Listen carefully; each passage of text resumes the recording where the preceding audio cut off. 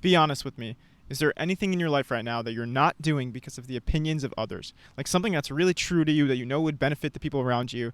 You really want to do it, but you're not doing it because of the opinions of others. Is there anything? For a lot of people, it's going to a certain college, choosing a career, maybe even a hobby or a relationship. Is there anything? If you answered yes to that question, this video is for you. Trying to be cool will ruin your life. First, let's define trying to be cool. Let's say you are making certain decisions based on what you think everyone else will want for you rather than what you actually want for yourself. That's what I mean when I say trying to be cool. It'll ruin your life, and I know that. You know how I know that? Because everyone has a different opinion as to what you should do with your life. Let's say your parents want you to become a doctor, your friends want you to become a content creator, this one professor wants you to become an accountant. You just can't make your decision based on this because everyone has a different opinion. So you'll be completely confused if you're making your decision based on the opinions of others instead of doing what's true to you. What you're doing is actually impossible. So stop doing it. Stop doing it. You have to realize that the only way to live, to simplify your life, is to do the things that are true to you in a way that lets you pay the bills and help other people. When I say what's true to you that will benefit other people, I'm saying pick things that are actually beneficial to your day-to-day life. Like someone, for a relationship, someone who you could see yourself spending a lot of time with, not just the person who everyone else thinks is cool for you. Pick the person who's truly compatible with you. Same thing goes for a job. Pick the job that's aligned with your strengths, your interests, not chasing success for the validation of others. And listen, I know that you have to pay the bills. I'm not saying to quit your job and then just go all in on some dream that pays you nothing. No, I think you should be strategic about it. If it's a profession that's you're truly not doing because of other people's opinions and it doesn't pay very well, just spend your free time practicing that profession to eventually get to full time. And it can be a combination of things. Like for me, I'm a tech consultant, but I also love making self-improvement videos. I love making comedy skits. It can be multiple things. It doesn't have to be this big leap of faith where you move to Los Angeles and become an actor. I live in Los Angeles. I do make content, and I have a full-time job, just to give you that context. But for a lot of my life, I was choosing things based on other people's opinions. I was always trying to be cool. And then I hit a certain point where I didn't feel like myself. And of course I didn't feel like myself. There were so many decisions that I was making that was based on just the opinions of others instead of doing what I really wanted. Even if you're not good at it, you'll make progress. As long as it's something you truly want to do, it's worth pursuing. I'll tell you a personal story. It's May 2020. I'm sitting in my bedroom and I film a comedy skit. It's the first one I've ever made. I finish it, I edit it, I look at the video, and it's terrible. I didn't know how to act. I didn't know how to edit. The writing was okay, but it was 60 seconds when it could have been 15 seconds. I didn't know what I was doing. So it was a bad video.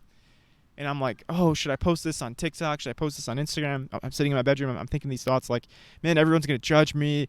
I've never posted anything like this. People don't even know that I like comedy skits or ever had the idea of making something like this.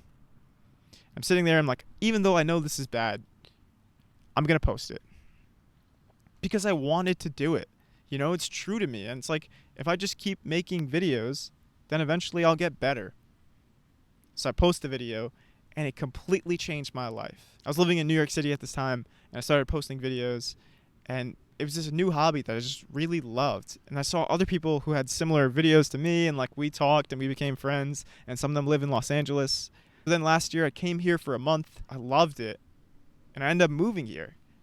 So by posting this dumb video, I started posting more videos, and it completely changed my life. I moved all the way across the country. I made a bunch of new friends. I have this new hobby that I'm passionate about. Without that, I probably wouldn't have done any stand-up. I wouldn't have made those other skits. I probably wouldn't be filming this video right now. Just by committing to doing something stupid that I wanted to do, I was able to change a lot of my life. And I wish I could tell my younger self this. Because when you truly commit to doing the things that you really want to do, you don't know how your life's going to change. But I think it's worth the risk. I think it's worth finding out, because that's your authentic experience. Your authentic experience in life is you following that intuition that guides you to do things that are kind of difficult, but that you truly want to do. The things that scare you a little bit. The things that you're thinking like, oh man, what are these people going to think of me? Even though you think it will be beneficial to at least some people. That's what you need to follow. So what happens if you live your life completely for the opinions of others? Well, I'll tell you a little story. We'll make a fictional character. We'll call him Jim. Now, Jim loves baking, but all of his friends love playing lacrosse. Every time he's in the kitchen trying to cook up some pastries, his friends call him and they're like, "Yo, Jim, you got to play lacrosse with us." And he thinks, "Oh man, lacrosse is a cool sport in their eyes. I should spend more time doing that." So then he stops baking as much and he starts playing more lacrosse. Well, he's going to lose confidence. Because, you know why? Because he's saying to himself, every time he chooses to not pursue what's true to him to bake, he's saying to himself that the idea of being cool, that the validation from these other people who love lacrosse is more important to him than baking, than his true passion. How could you gain confidence if you're not being authentic? If he's trying to be cool, he's saying, this authentic version of me is not that cool. The lacrosse playing version is cooler. When that's not true, you can literally just have this opinion, because it's completely subjective what you define as cool, that the most authentic version of you is also the coolest version of yourself. So if you want to try to be cool, why don't you just feed that intuition? If you do try to be the most authentic version of yourself, you'll probably please more people in the end anyway. Because you'll be a happier person. You'll walk around thinking, at least I'm being honest with myself. If you're constantly trying to please other people, it'll drain your energy. If you have no energy, how are you going to be a positive influence on the people around you? But if you're just truly yourself, that'll rub off on other people and they'll appreciate that. So for yourself and others, I really think that being authentic to yourself is the best thing you can do. You might be thinking, but I don't know what's authentic to me. Like, this is such a big thing to decide, right? Well, just take your best guess. Because taking your best guess is better than doing nothing. You'll make some progress and you'll have a more informed decision as you move along.